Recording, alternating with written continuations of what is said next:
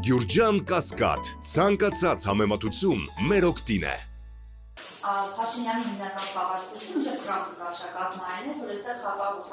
հակառուսականությունը խրախուսվում էր եւ կարծես նա հիմնական այդ գործիքներ արևմուտքի ձեռքին, որ այստեղից պետք է ռուսական գործով նպազա եւ այլն դուրս բերվի նաեւ նրա միջոցով։ Հիմա երբ նաև փոխնախագահ հայտարարեց, որ Ռուսաստանը պետք է տարածաշրջանում մնա գործոն եւ իրավիճակը փոխվում է եւ նրանք պատրաստվում են ասած համախոհտակցել, այսինքն այս իշխանության այդ մի դրվագներ, հա, ոնց որ դուրս եկավ եւ հիմա ավելի շատ ակն մոտեցումներ ենք մենք տեսնում իշխանության կողմից, քան պրոարևմտյան, որ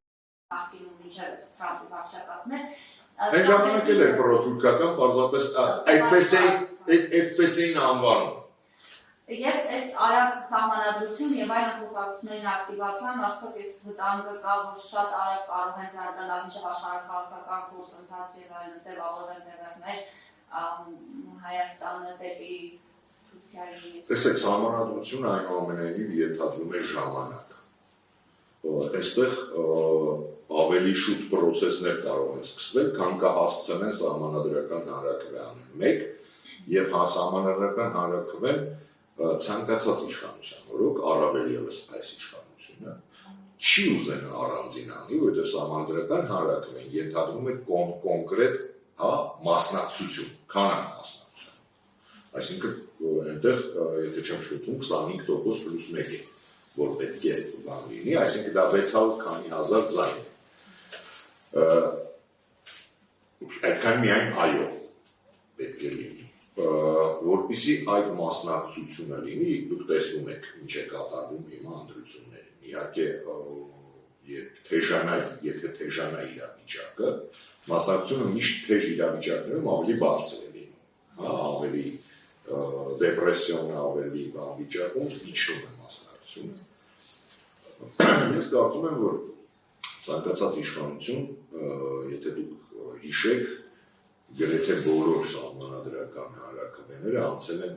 ազգային ժողովի ընտրությունների հետ զուգահեռ եւ 95 թվականին եւ 2015-ին, չէ, 95-ին են անցել, 2015-ին չի եղել ազգային ժողովի ընտրություններ, ամենայն դեպս առանց ազգային ժողովի ընտրությունների, այսինքն առանց համապետական այլ ընտրությունների հետ համատեղելու շատ բարդ կլինի ապահովել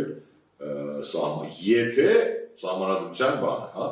եթե իհարկե Նիկոլ Փաշինյանը ուզում է անցկացնել այդ սահմանադրությունը, որովհետև ես չեմ բացառում, որ այո նախոսք է տվել Ալիևին եւ Էրդողանին,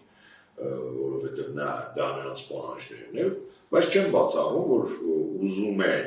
որ չանցնի, որ ասի, դες ամեն ինչ արեցի, բայց չանցավ, ինչ անեմ։ Սա էլ չեմ բացառում։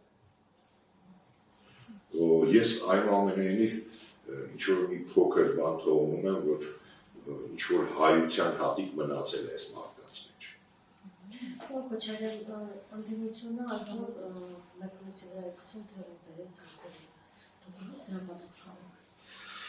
Տեսեք,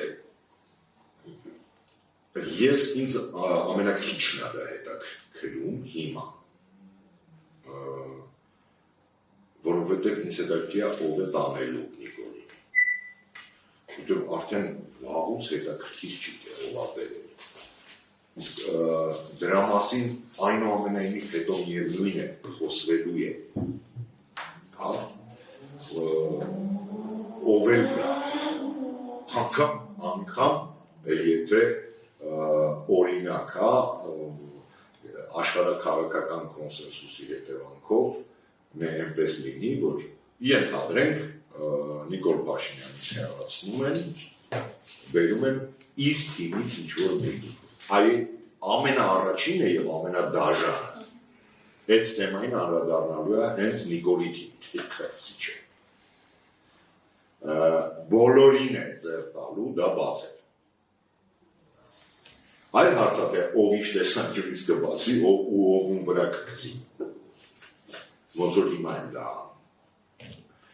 Բայց դա բոլորին ձեռ է տալու։ Որովհետև ցավոք սրտի 7 տարվա մեջ այնպիսի կատակլիզմներ են եղել Հայաստանում, որ ցանկացածը ուզելու է իրենից վանել այդ խնդիրը։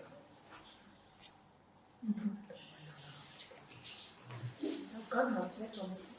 Վարկի դատավարության հետևանքները, այս բուն նպատակած էր կարծիքով ավելի բնականաբար այդ մարդկանց ատելիքսը եղան, ավելի հեռար նպատակներ ունեն եւ ստեղծելս է Հաջիևի ցույցեմ սպառում բերանով հիշեցրեց Արցախյան ավատամարտին մասնակցած մինչև նախագահներին, անձնեն պրակտիկն պարտադրեն։ Ես կարծում եմ դա չի նրանց խնդիրը, որովհետև նախ եթե ես հետո Հաջիևը հայտարարեց նաև որ ոչ միայն սկզբից ֆաշիստների եւ այլն, իսկ եթե չեմ շփոթվում, 3 հայտարարել է որ ցուցակն են ուզում, ովքեր ընդհանրապես մասնակցել է Արցախի պատերազմներին։ Ռազմական հանցագործներ Ռազմական հանցագործներ են ասում, այդ ռազմական շահերներում այսպես կոչված ռազմական հանցագործներին սեպտեմբերի 21-ից հետո, երբ արդեն դուրս էր գալի Արցախահայությունը 23 թվականին,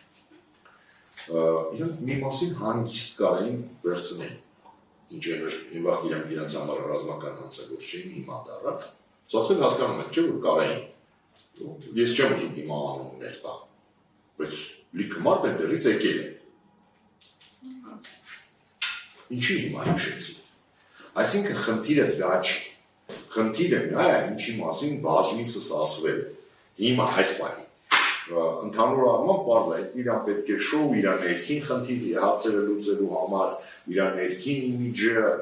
ասելու եւ այլն, որոշ բաներ փոխելու նաեւ Հայաստանից, այդ թվում ամենակարևոր բաները ինչի իրենք առաջի օրվանից են հայտարարում Հայաստանը հետ քաշի Ադրբեջան միջազգայնացիաներում բոլոր հայցերը, Սահմանադրության մեջից հանի այդ Արցախի հետ կապված դրույթները, Թուրքիան այդտեղ շահագրգռված է բնականաբար նաև իր այդտեղ մեջ չի, որ իրենց բաները համընկնում են ամեն ինչ Ադրբեջանի եւ Թուրքիայի, որտեղ Թուրքիան ցեղասպանությունն է ուզում ավելի շատ, որ դուրս գա Սահմանադրության մեջից, ուզում եմ ասել, բայց կոնկրետ այս պարագայում այն ինչը որ հիմա անում են 300,000, եթե հիշում եք ասին բերեն, դա նա է, որ ամեն անգամ Ադրբեջանը ինչ-որ բան է ավելացնում, հասկացնելով, որ ինքը չի կնքելու են հայտնի այսպես խաղաղության պայմանագիրը, որի մասին, որը մուրում են արդեն քանի տարի է